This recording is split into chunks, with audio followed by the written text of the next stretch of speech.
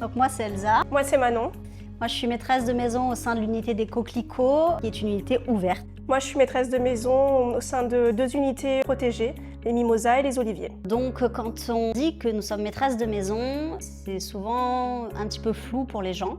Ce qu'il faut savoir, c'est que nous sommes aides-soignants diplômés de formation. Notre rôle principal, c'est de coordonner le travail des équipes soignantes pour garantir un accompagnement de qualité auprès des personnes que nous accueillons. Nous sommes aussi les interlocuteurs privilégiés des familles et des intervenants extérieurs. Nous avons aussi d'autres missions, accueil des résidents, réaliser les soins. À l'entrée du résident, on évalue les besoins du résident pour la vie quotidienne. On participe aussi à la vie sociale et culturelle de l'établissement. On réalise aussi les projets personnalisés avec le résident et la famille. On manage les équipes, on organise les journées des soignants, on s'occupe des plannings, le recrutement. Que ce soit en unité protégée ou en unité ouverte, les missions et le rôle des maîtresses de maison sont les mêmes. Il y a des petites particularités en unité protégée.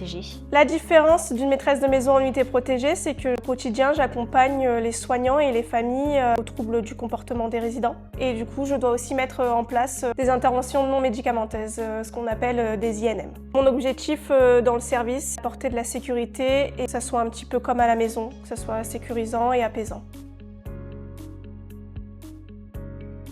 Mon parcours professionnel, j'ai commencé par un BEP carrière sanitaire et sociale, où j'ai pu effectuer des stages en unité protégée. C'est là où j'ai eu le déclic de vouloir travailler auprès de ce public. Après, j'ai passé mon diplôme d'aide-soignante. À la suite, j'ai pu intégrer du coup le groupe Elena Santé, où j'ai travaillé pendant 5 ans dans une unité protégée. J'ai pu découvrir du coup le rôle de la maîtresse de maison. C'est ça qui m'a donné envie de continuer à évoluer dans ce sens-là.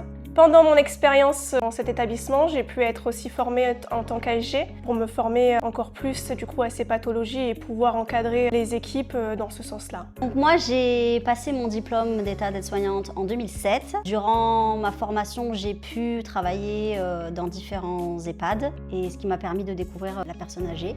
Et j'ai beaucoup apprécié travailler avec ce public-là. En 2008, j'ai pris mon premier poste dans un établissement à la Seine-sur-Mer et j'y suis restée pendant 15 ans. Durant ces 15 années, j'ai pu acquérir une solide expérience et j'ai beaucoup appris sur le plan humain et professionnel. Au bout de ces 15 années, j'ai eu envie d'aller voir ce qui se passait un petit peu ailleurs. Grâce à Manon, qui venait de prendre son poste de maîtresse de maison avec Marine, j'ai eu connaissance de toutes les missions et tout ce qui pouvait correspondre à ce poste. En novembre 2023, je suis arrivée sur l'établissement en tant que maîtresse de maison. Je pense que l'essentiel, c'est déjà dans la cohésion des équipes. Il faut que les équipes aillent dans le même sens. Je sais qu'elles ont souvent beaucoup de travail, mais je trouve que c'est primordial de leur accorder du temps. On sente qu'il y a de la bonne humeur, ça s'en ressent après pour le reste de la journée. Les résidents se sentent en sécurité, qu'ils sentent du soutien, du réconfort. Un geste, une parole réconfortante, un sourire, c'est déjà beaucoup. Prendre le temps de discuter avec eux. Et nous, notre petit plus au coquelicot, c'est la musique. On s'accorde ce petit plaisir le week-end. On met de la musique dans l'unité. Ils adorent ça, ils sortent au pas de leur porte, ils viennent danser pour certains dans les couloirs. Ça crée vraiment une ambiance chaleureuse. Alors moi je vais revenir sur ce qu'elle dit Elsa. Nous, ce qui est important, c'est la cohésion d'équipe. Ce qui est important, c'est aussi que les équipes soient formées aux troubles du comportement, aux troubles cognitifs. Et on a des tenues civiles, on n'a pas de blouse. On a remarqué que les refus de soins étaient diminués dans un service depuis qu'on a mis les tenues civiles. On a aussi un chat qui a intégré une unité. Ça leur apporte du bien-être. C'est un moment thérapeutique. Et puis aussi dans une autre unité, on a essayé un petit peu de transformer l'environnement, changer un petit peu le salon, que ça soit un peu plus grand pour la déambulation. Effectivement, on voit qu'il y a moins de troubles de comportement. Et ce qui est important dans nos unités aussi, c'est que ça soit comme à la maison. On fait tout pour qu'ils aient des activités de la vie quotidienne, que ça soit chaleureux, familial, cocooning, que les familles participent à nos activités. En fait, ce qui est important, c'est que les soignants se sentent bien, qu'ils n'aient pas de difficultés à prendre en charge des résidents qui ont des troubles du comportement. On fait pas grand-chose à vrai dire. Non, je plaisante. Il n'y a pas vraiment de journée type. Après, on a des temps clés sur la journée et des moments importants, notamment le matin. Ça va déterminer le reste de la journée en ce qui concerne la prise en soin du résident. On a un temps d'échange le matin entre équipe de nuit et équipe de jour. notamment sur les transmissions, savoir s'il y a eu des problématiques sur la nuit. Un moment important aussi, c'est le briefing des équipes avant le début des soins. Échanger avec eux, avoir un petit peu leur ressenti sur des problématiques particulières s'il y en a. Prévenir s'il y a des rendez-vous, des sorties, etc. Organiser la journée en fait. Le matin, essentiellement, nous sommes sur nos unités en supervision des soins, en coordination avec les infirmiers. On est amené à réaliser des soins en binôme avec les aides-soignants, réaliser des toilettes évaluatives.